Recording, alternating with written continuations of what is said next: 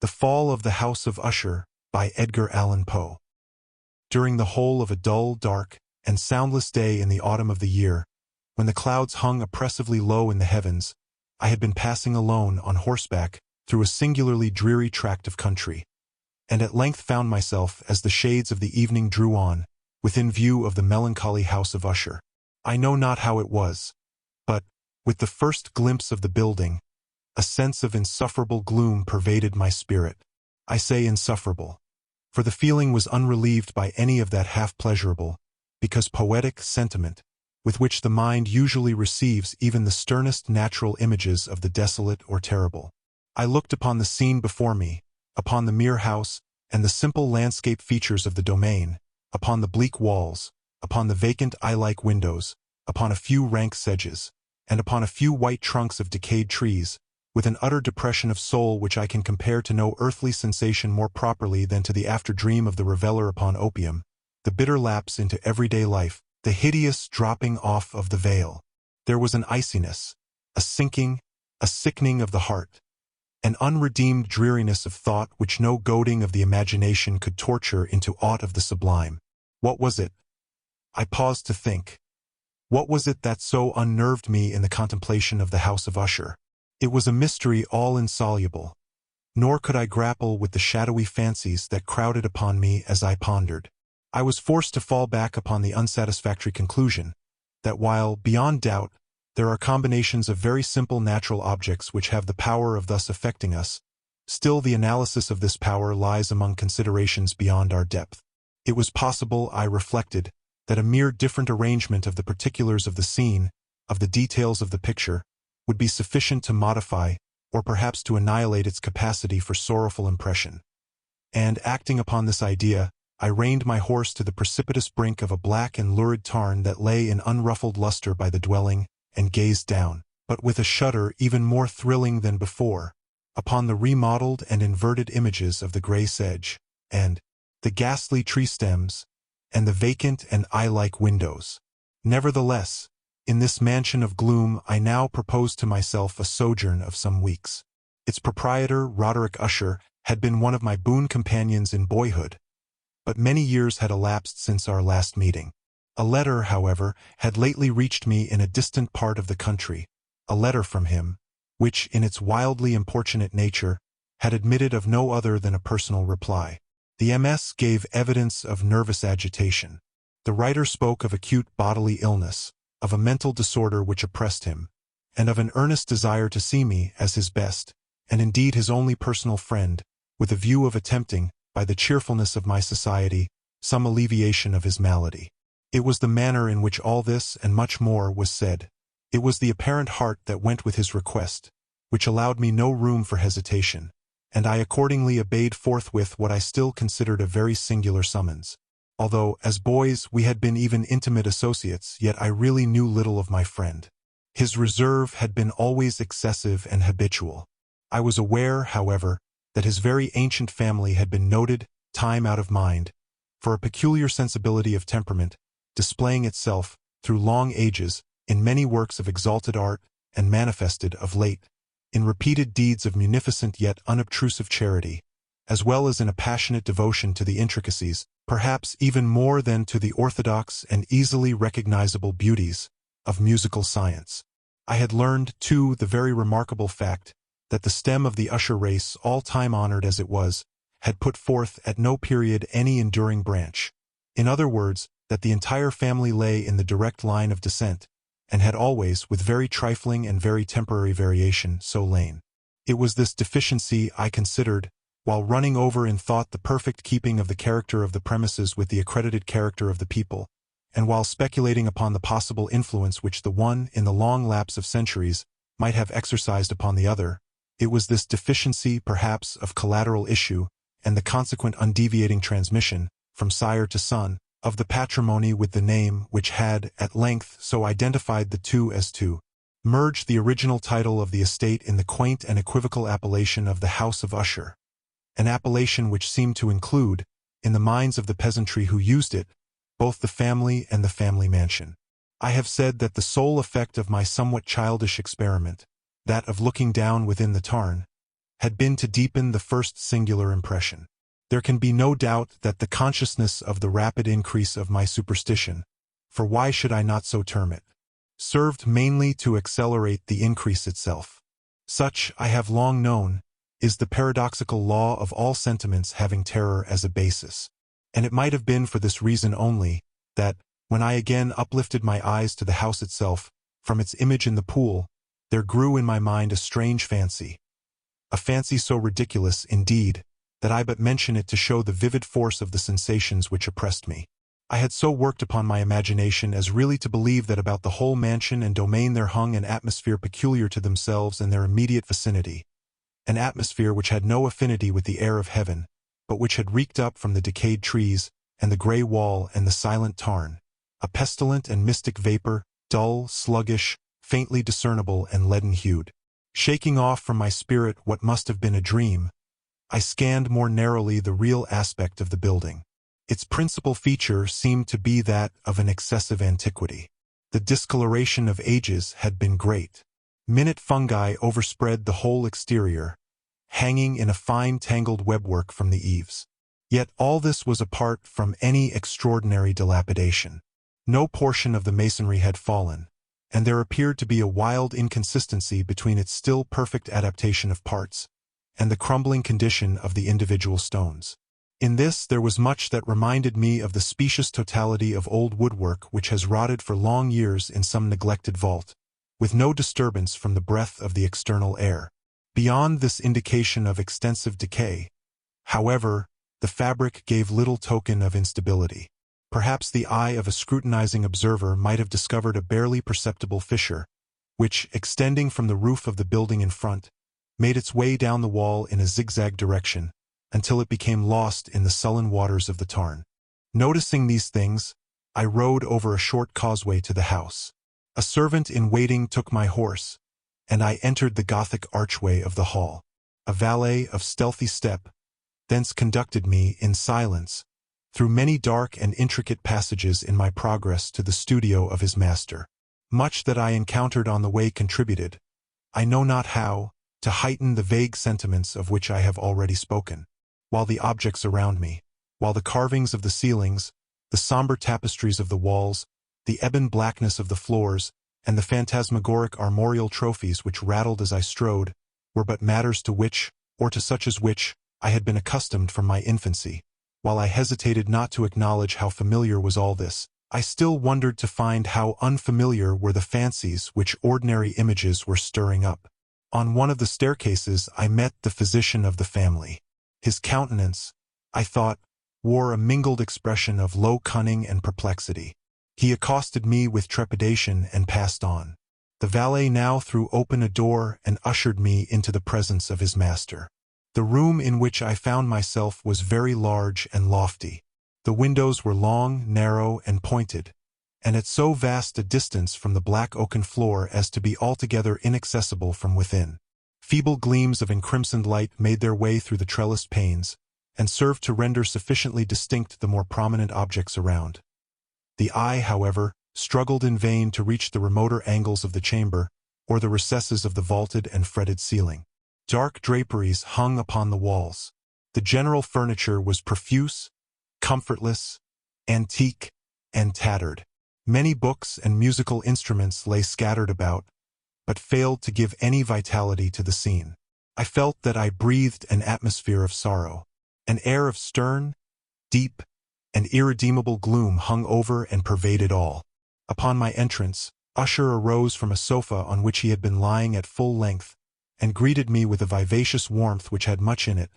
I at first thought of an overdone cordiality, of the constrained effort of the ennuyé man of the world.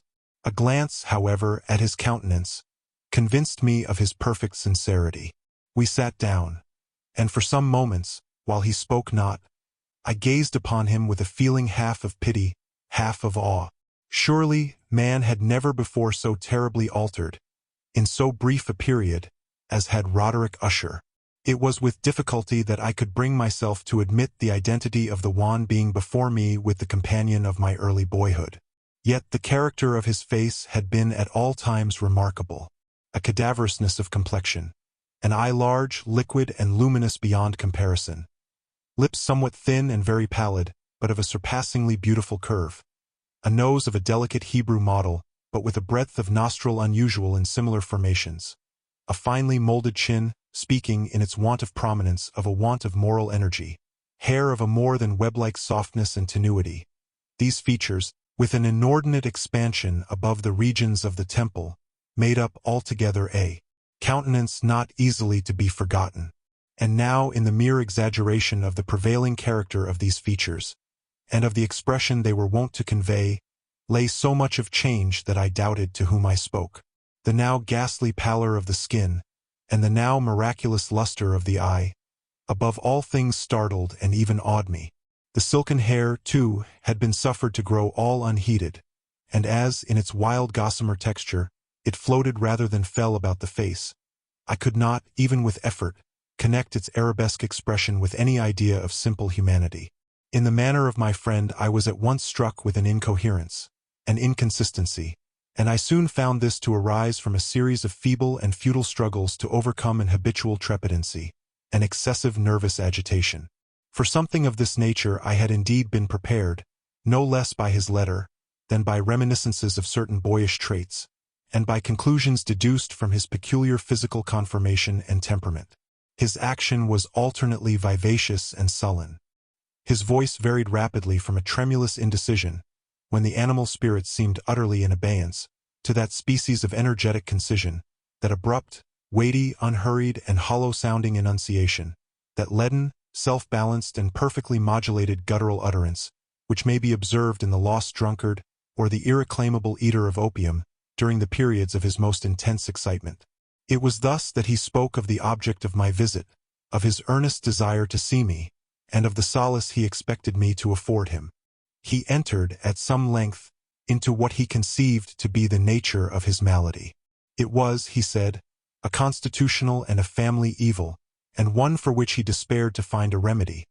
A mere nervous affection, he immediately added, which would undoubtedly soon pass off.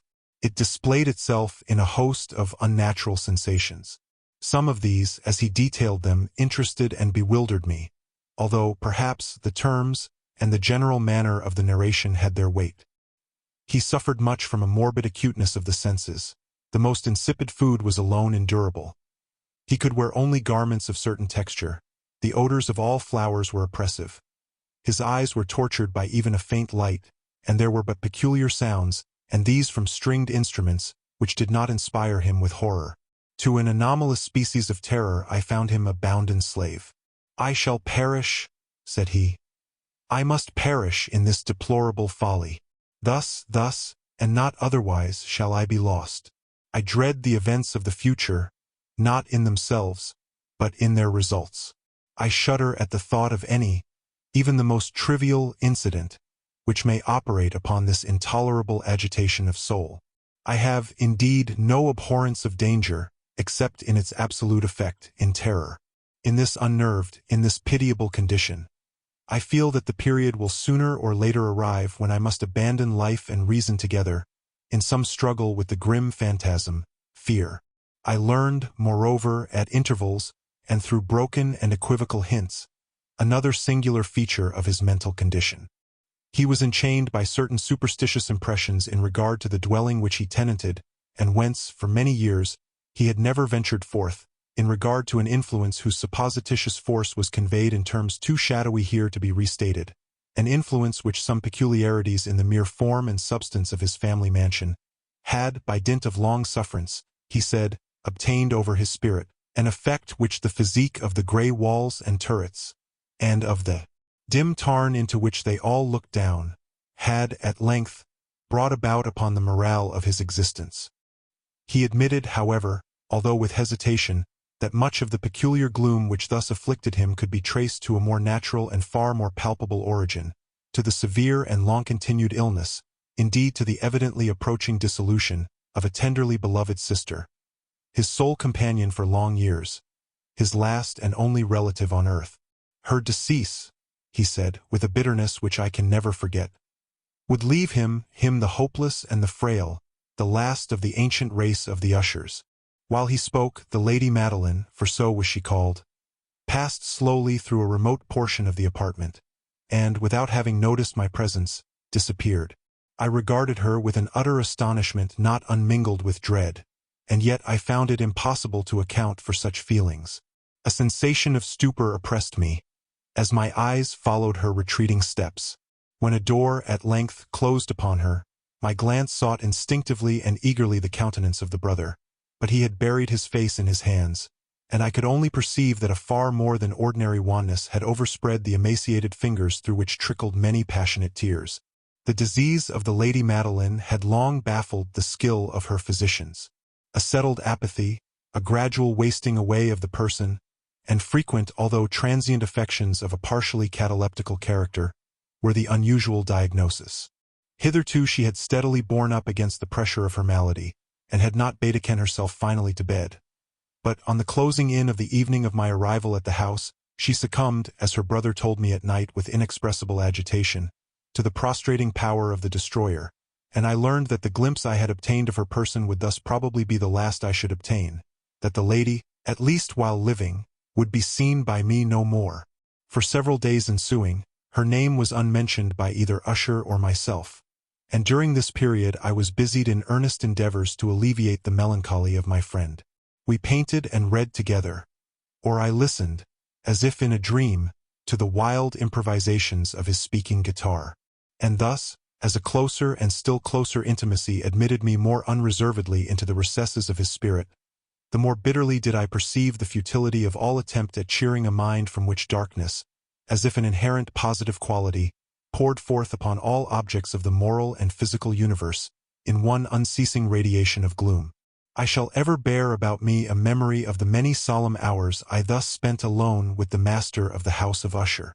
Yet I should fail in any attempt to convey an idea of the exact character of the studies, or of the occupations in which he involved me or led me the way.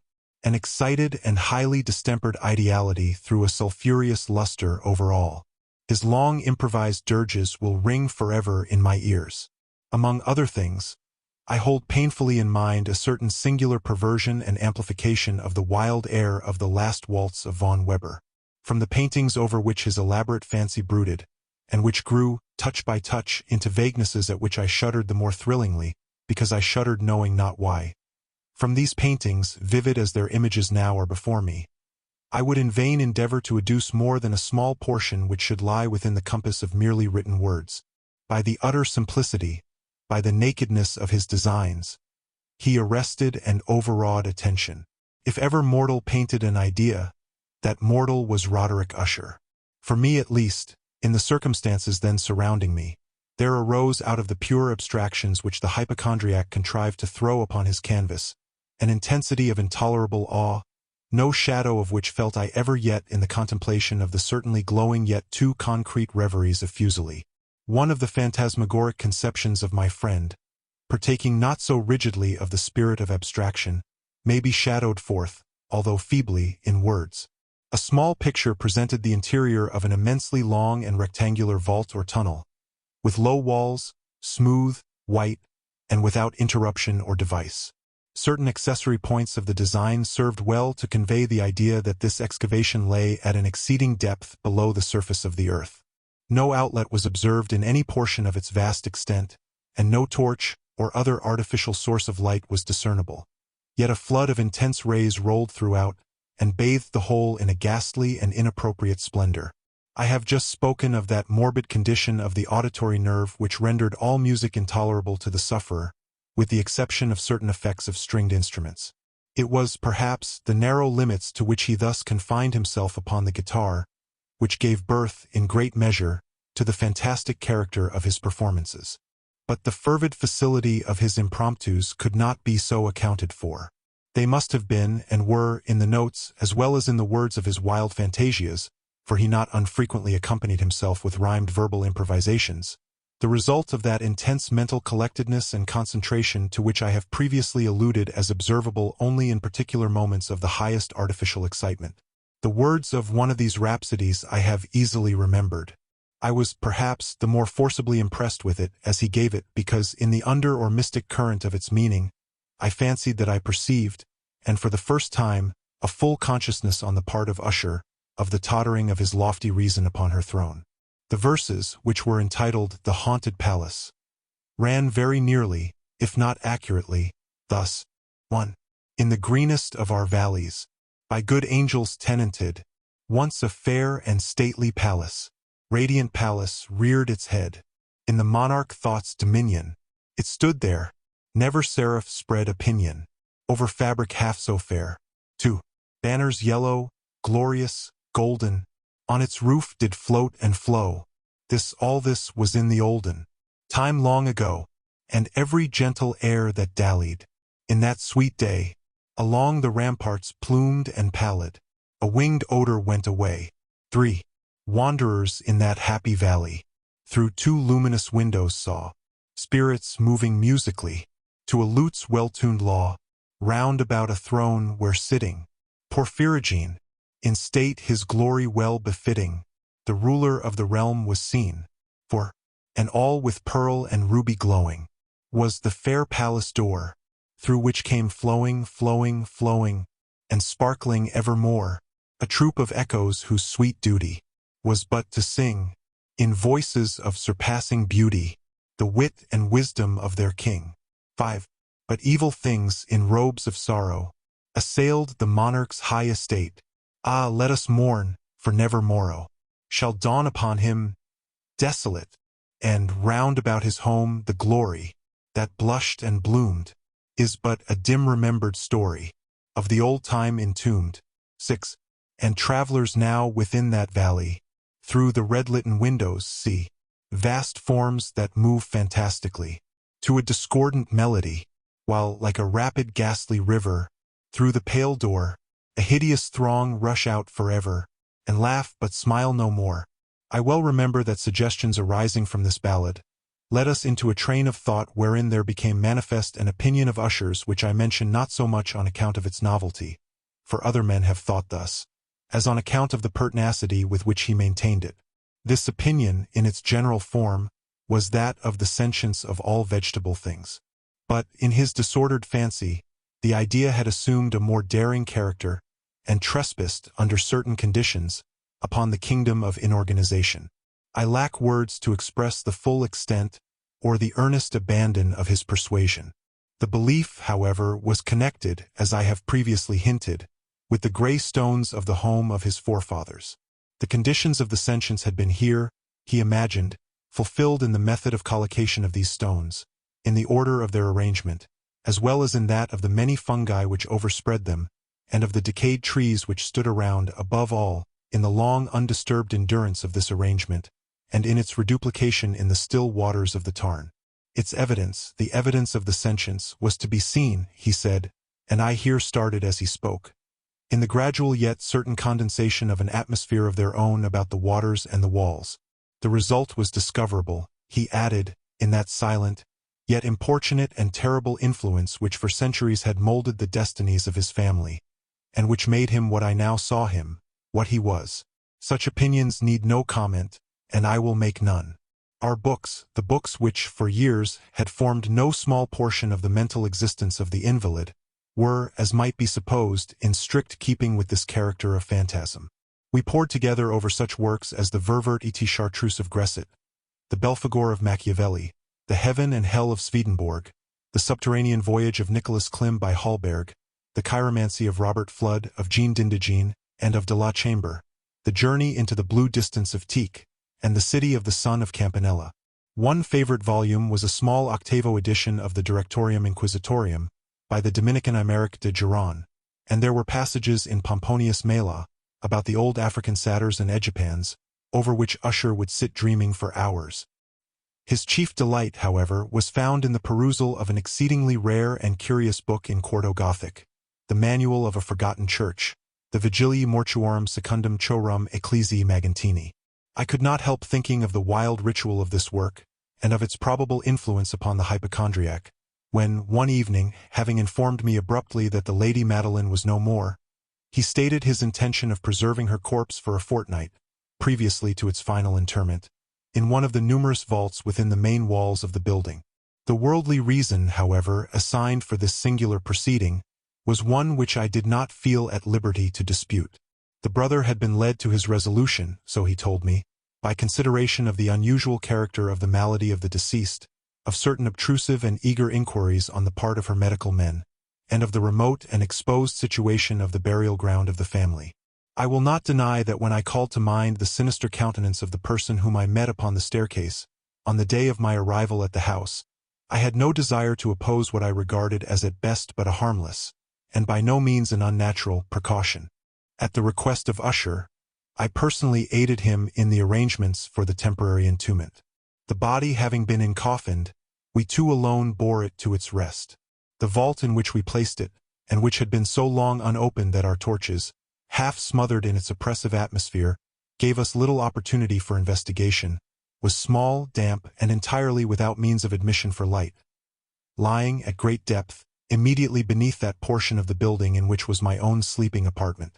It had been used, apparently, in remote feudal times, for the worst purposes of a dungeon keep, and in later days as a place of deposit for powder, or some other highly combustible substance, as a portion of its floor, and the whole interior of a long archway through which we reached it, were carefully sheathed with copper.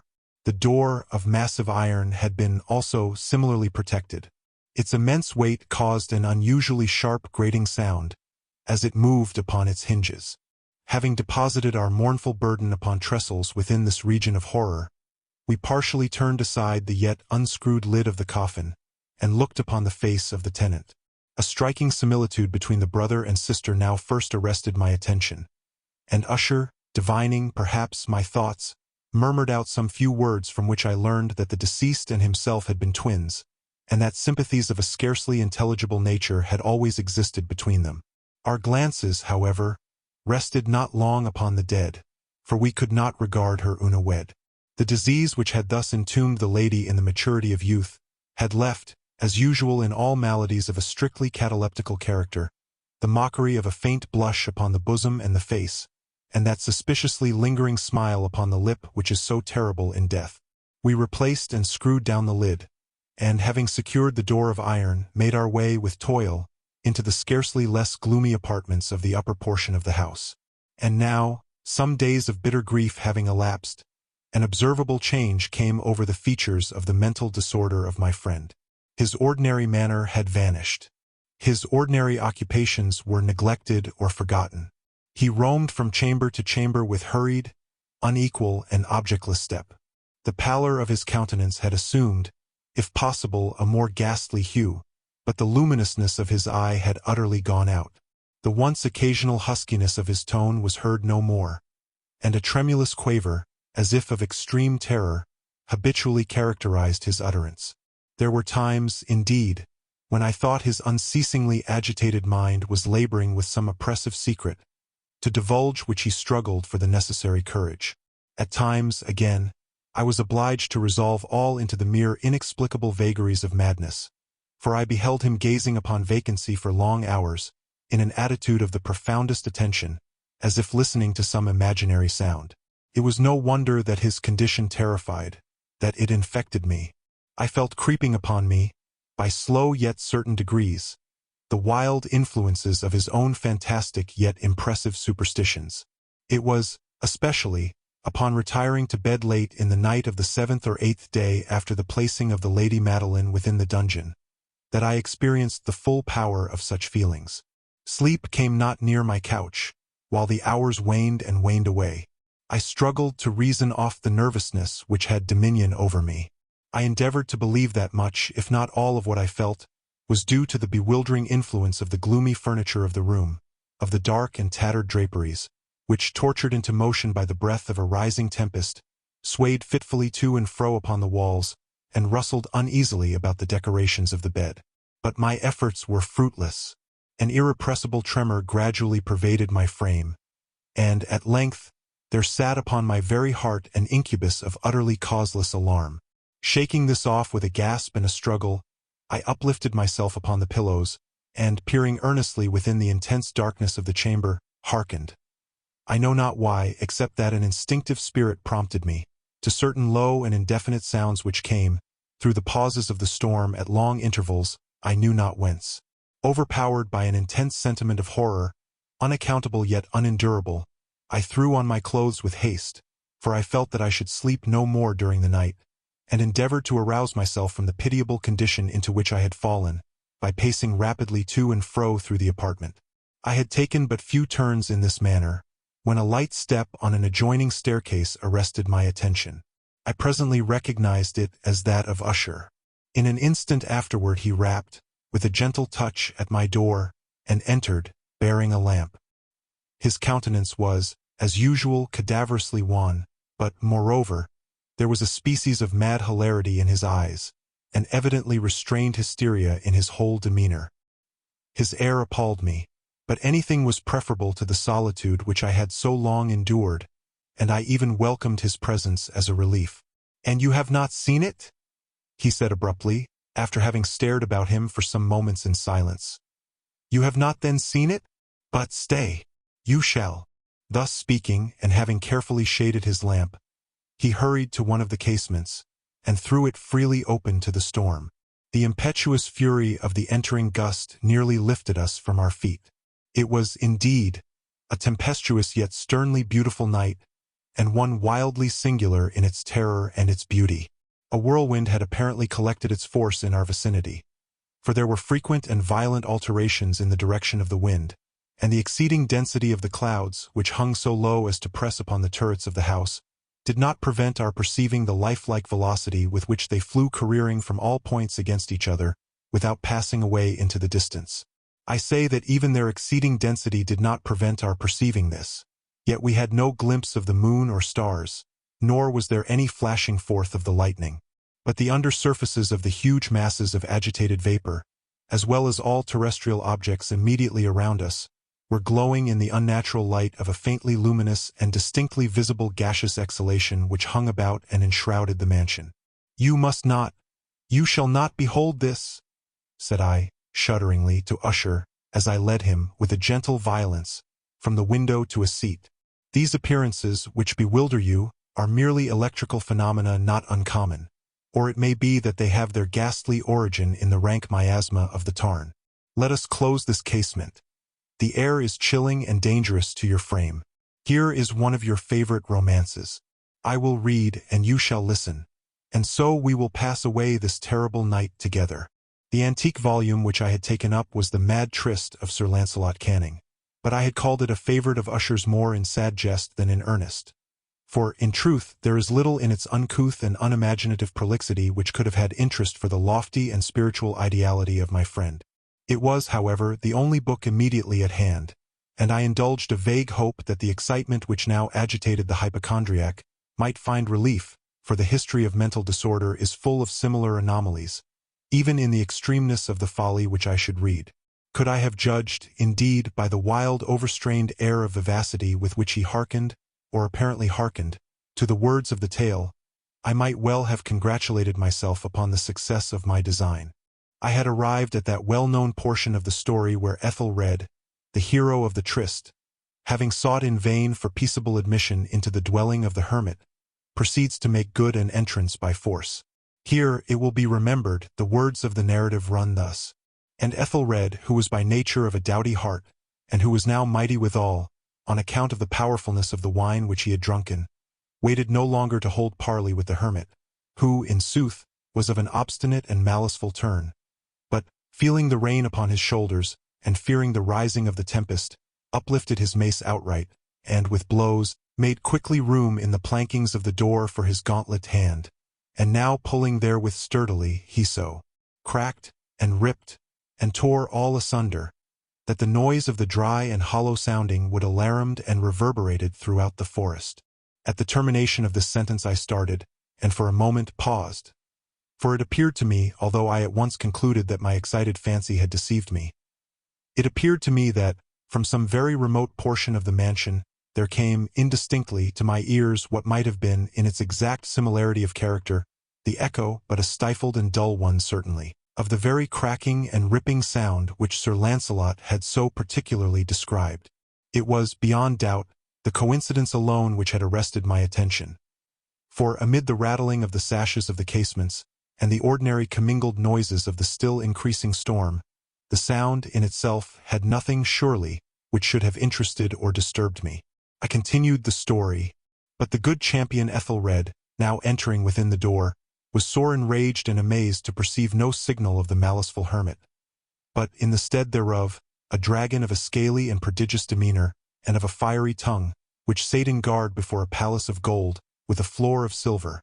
And upon the wall there hung a shield of shining brass with this legend enwritten: Who entereth herein, a conqueror hath been. Who slayeth the dragon, the shield he shall win.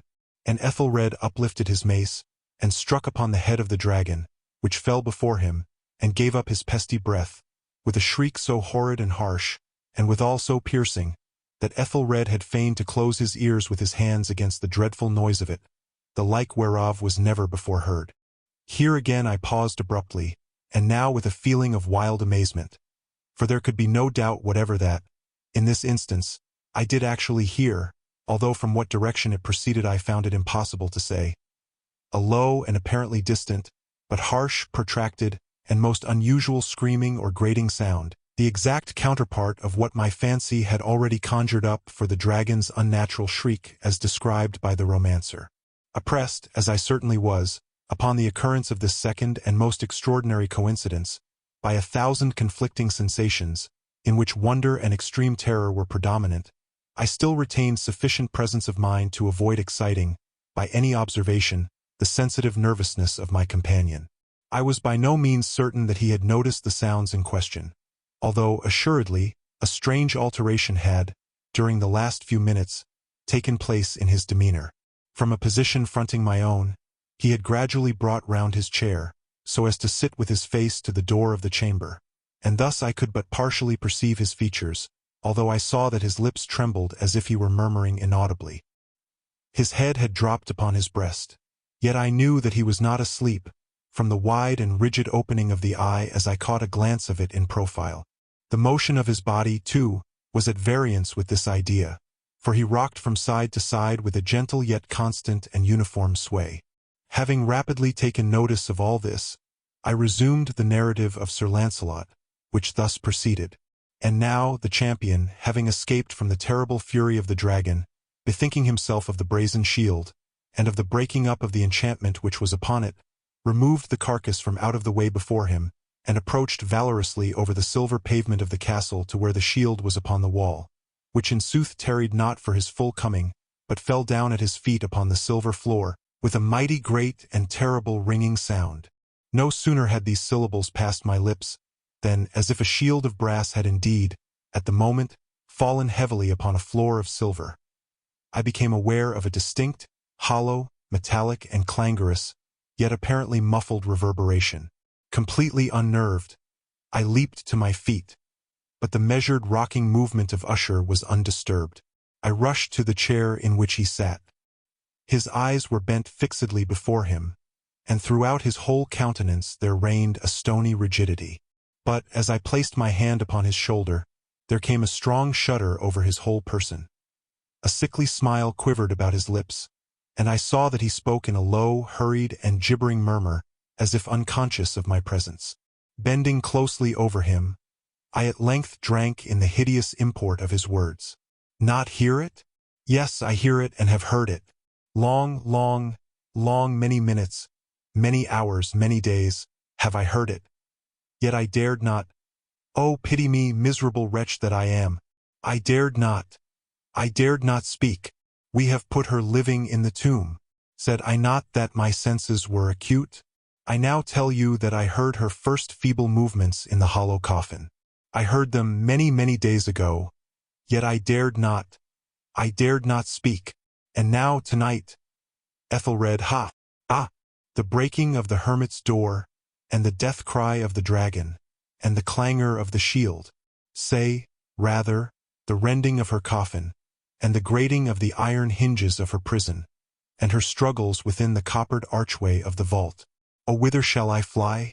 Will she not be here anon? Is she not hurrying to upbraid me for my haste?